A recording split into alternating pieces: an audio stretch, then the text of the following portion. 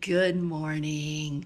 I'm reading from Ezra chapter 9. And in the first verse, it says, "Now when these things were done, the princes came to me." That's what I found interesting, that the princes came to him, saying, "The people of Israel and the priests and the Levites have not separated themselves from the people of the lands." Now that happens all the time, right? Read that throughout the Old Testament. And the reality is, we know it happens even in the New, and it definitely is happening now.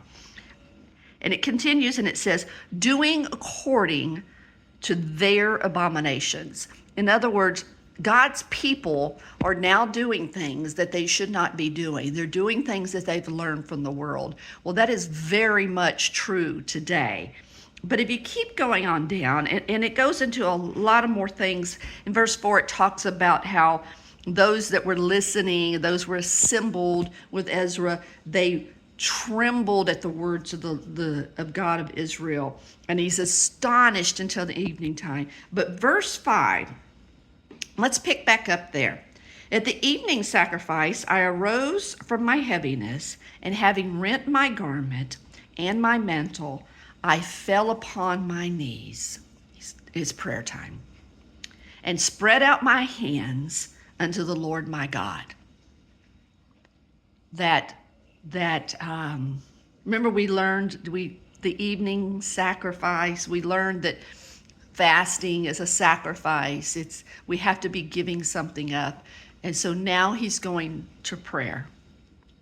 Verse 6, and he said, "Oh my God, I am ashamed and I blush to lift up my face to thee, my God.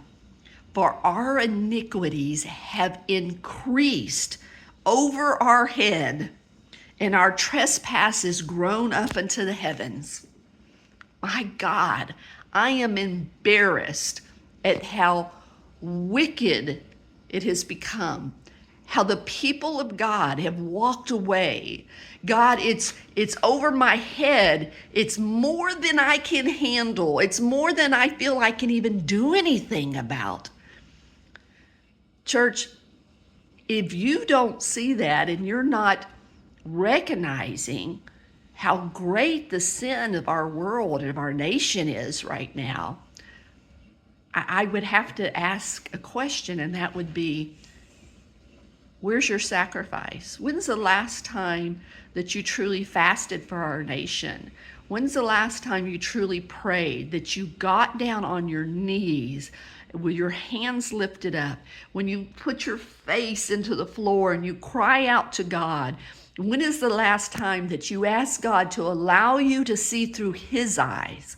I'm going to tell you, when you look through God's eyes, our world's a pretty scary place. God is coming soon. And we need to be making sure that first we are ready, that we are praying, that we are fasting. And after that, second, we need to be praying for our world. I don't want to leave my friends behind. I don't want to leave my family behind.